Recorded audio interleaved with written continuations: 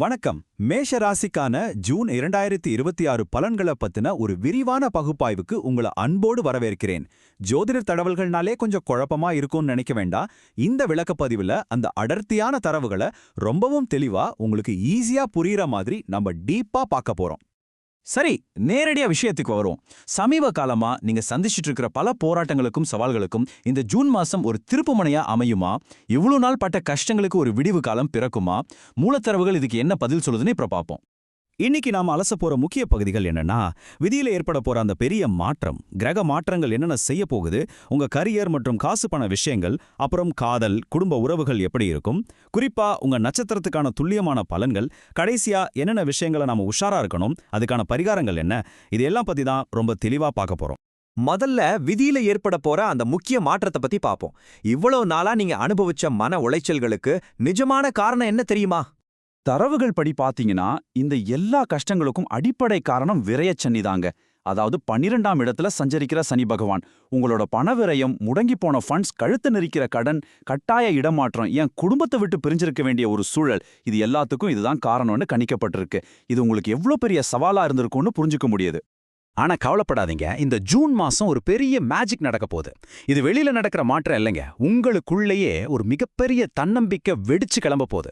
இவ்வளவு நாள் இருந்த குழப்பங்கள், தேக்க நிலை எல்லாம் மாறி, கண்டிப்பா என்னால முடியும், நான் ஜெயிப்பேன் அப்படிங்கிற ஒரு அசுர தைரியம் உங்களுக்குள்ள பிறக்கும் மூலத்தரவுகள் அடிச்சு சொல்லுது. அடுத்ததா இந்த மாற்றங்களுக்கு காரணமான கிரக அமைப்புகளை கொஞ்சம் கவனிப்போம். எப்படி இந்த மாசம் பில்டப் ஆகுதுன்னு பார்ப்போம். இந்த மாசத்துல சில முக்கியமான தேதிகளை நாம நோட் பண்ணணும். ஜூன் 8ஆம் தேதி சுக்கிரன் பெயர்ச்சி, 15ஆம் தேதி சூரியன் பெயர்ச்சி, 20ஆம் தேதி செவ்வாய், அப்புறம் 23ஆம் தேதி புதன் பெயர்ச்சி நடக்க போகுது. இதுல ரொம்ப குறிப்பா கவனிக்க வேண்டியது, ராசியாதிபதி செவ்வாய் ஜூன் 20 வரைக்கும் ராசியிலேயே ஆட்சி பெற்று இருக்கிறது தான். இது உங்களோட செயல்பாடுகள்ல ஒரு மிகப்பெரிய வேகத்தையும் விவேகத்தையும் கொடுத்து உங்களை சூப்பரா செயல்பட தூண்டும்னு தரவுகள்ல சொல்லப்பட்டிருக்கு.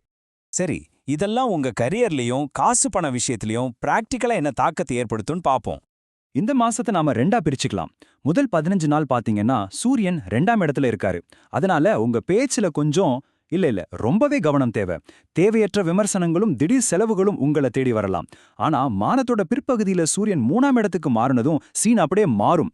முதல் பாதியில நீங்க போட்ட எஃபர்ட்டுக்கான ரிசல்ட், புதிய வேலை வாய்ப்புகள், மாணவர்களுக்கு கல்வியில மிகப்பெரிய வெற்றிகள்னு அடுத்தடுத்த நல்ல செய்திகள் வரும்னு கணிக்கப்பட்டிருக்கு.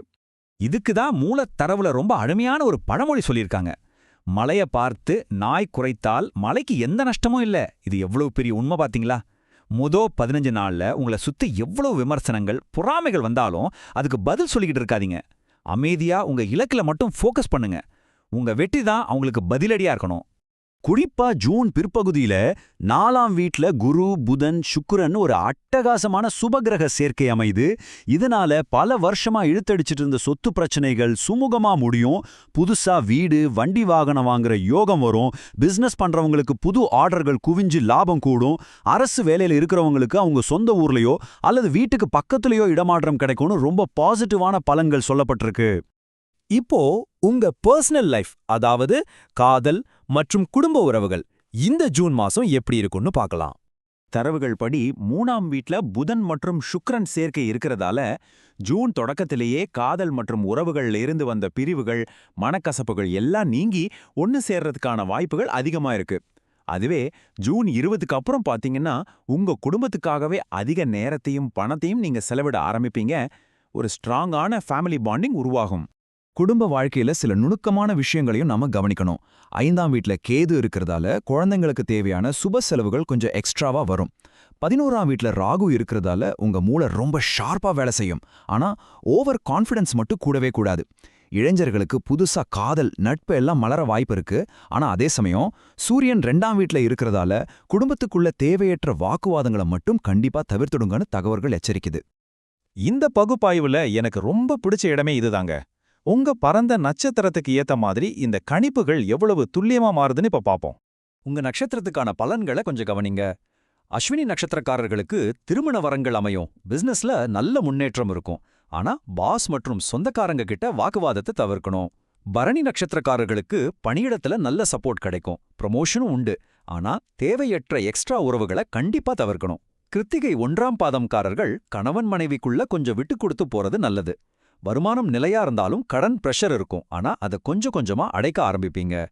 ஒரு நல்ல கணிப்புங்கிறது வெற்றியை பத்தி மட்டும் சொல்றதில்ல, நாம எங்க உஷாரா இருக்கணும்னு சொல்றதுலயும் தான் இருக்கு. வாங்க அந்த எச்சரிக்கைகள் என்னன்னு பாப்போம்.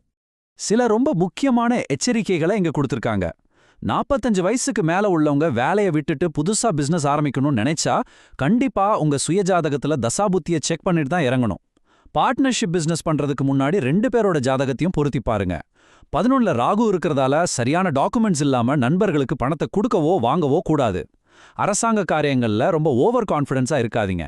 கடைசியா குருவோட பார்வையால பழைய நோய்கள் தீரும், அதனால உங்க ஆரோக்கியத்துல கொஞ்சம் ஸ்பெஷல் கேர் எடுத்துக்கோங்க. இந்த கிரகத் தாக்கங்களை சமாளிக்கிறதுக்கு ரொம்ப சிம்பிளான ஒரு பரிகாரத்தையும் தரவுகள்ல சொல்லியிருக்காங்க.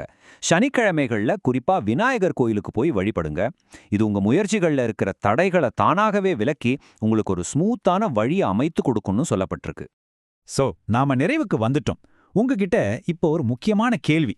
இந்த ஜூன் மாசத்துல நடக்க போற கிரக மாற்றங்களை ஒரு வாய்ப்பா பயன்படுத்தி உங்களுக்கான வெற்றி கோட்டையை நீங்க உறுதியா கட்ட போறீங்களா, இல்ல உங்களை விமர்சிக்கிறவங்கள பார்த்து நீங்களும் பதிலுக்கு சண்டை போட்டு உங்க பொன்னான நேரத்தை வீணாக்க போறீங்களா? சாய்ஸ் உங்க கையில தான் இருக்கு. இந்த விளக்கப்பதிவு உங்களுக்கு ரொம்பவே பயனுள்ளதா இருக்கும் நம்புறேன். உங்களை யோசிக்க வைக்கிற இன்னொரு சுவாரஸ்யமான பகுப்பாய்வுல நாம மறுபடியும் சந்திப்போம். அது வரைக்கும் டேக் கேர் அண்ட் நன்றி.